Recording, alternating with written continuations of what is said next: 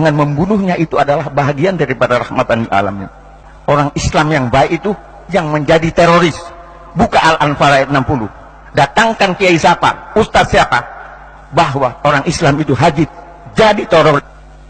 Jadi 3 musuh kaum muslimin yang terbesar di Indonesia ini adalah Densus, BNPT, dan BNN.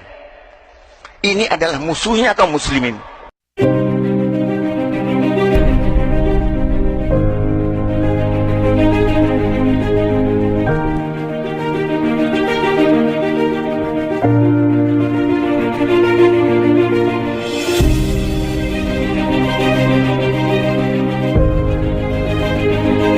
Orang yang mati syahid mendapatkan 7 keistimewaan dari Allah. Diampuni sejak awal kematiannya, melihat tempatnya di surga, dijauhkan dari azab kubur, aman dari huru hara, diletakkan mahkota megah di atas kepalanya yang terbuat dari batu yakut terbaik di dunia, dikawinkan dengan 72 bidadari, serta diberi syafaat sebanyak 70 orang dari kerabatnya. Ini hadis yang paling populer di kalangan para teroris. Hadis ini diriwayatkan oleh Al-Tirmizi, Ibnu Majah, dan Ahmad. Saya bukan ahli hadis dan tidak ingin meributkan sanad dan matannya. Dalam ilmu hadis, sanad itu berarti orang-orang yang menceritakan hadis itu.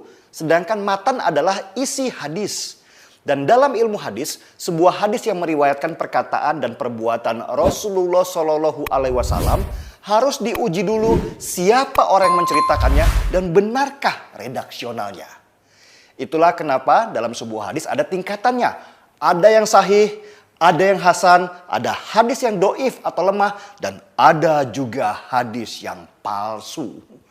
Jadi tidak semua hadis bisa dijadikan rujukan. Untuk itu perlu merujuk pada ulama-ulama yang benar sebelum mengamini sebuah hadis. Nah, pertanyaannya, benarkah ada 72 bidadari itu? Anggap saja hadis itu benar. Masalahnya, apakah 72 bidadari itu yang dimaksud benar-benar berbentuk wanita cantik yang ada di surga nanti? Atau berupa gaya bahasa metafor? Ribuan tahun lalu, di masa Nabi Muhammad SAW, bangsa Arab bisa dibilang adalah bangsa yang barbar dan jahiliyah. Seorang Rasul punya tugas untuk mengajarkan kebaikan kepada mereka. Dan dalam menyampaikan pesan-pesan kebaikan itu diperlukan bahasa pendekatan dengan mengambil perumpamaan dari sesuatu yang mereka kenal dan menjadi impian mereka. Itulah kenapa surga selalu digambarkan banyak pohon teduh dan sungai seperti di Indonesia. Karena kondisi di Arab tandus dan kering. Sedangkan bidadari digambarkan sebagai wanita cantik karena kebiasaan bangsa Arab dulu yang menganggap wanita adalah bagian dari kenikmatan.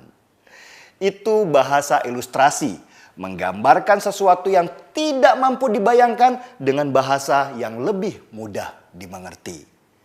Tapi bagi kaum tekstual seperti teroris, wanita ya wanita, seperti wanita yang mereka lihat di jalan raya, yang putih, seksi, dan melambai-lambai pada mereka setiap hari. Karena di dunia mereka tidak mungkin mendapat wanita seperti itu, lalu buar!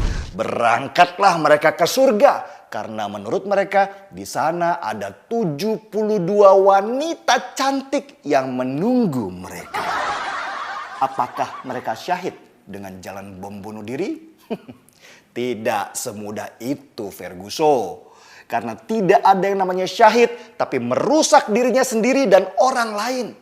Bahkan ada ayat dalam Al-Quran yang menggambarkan kemurkaan Allah kepada mereka yang dengan sengaja membunuh orang beriman. Allah akan menempatkan mereka di neraka jahanam, melaknatnya dan menyediakan azab yang besar untuk mereka. Jadi hati-hati untuk Anda yang radikalis dan berpotensi menjadi teroris, bukan surga yang menanti kamu kelak, tetapi malah masuk neraka jahanam karena dengan sengaja membunuh orang lain. Jangan-jangan pas sudah sampai di akhirat bukannya disambut bidadari cantik, tapi malah 72 bidadara yang kekar-kekar badannya, penuh tato di mana-mana, sambil memegang cambuk dengan senyum senang karena ada mangsa, lalu berteriak, "Mari kita bonga-bonga!" Cetar! Markibong, mari kita bongkar semua. Saya seruput kopi dulu. Saya Denny Siregar, kita di acara Timeline. Apa yang dilukiskan oleh Al-Quran tentang indahnya sorga itu sebenarnya hanya gambaran yang bisa kita cermat. Sebenarnya dia jauh lebih indah dari itu. Tetapi kita tidak punya kata-kata, kita tidak bisa berimajinasi bagaimana indahnya.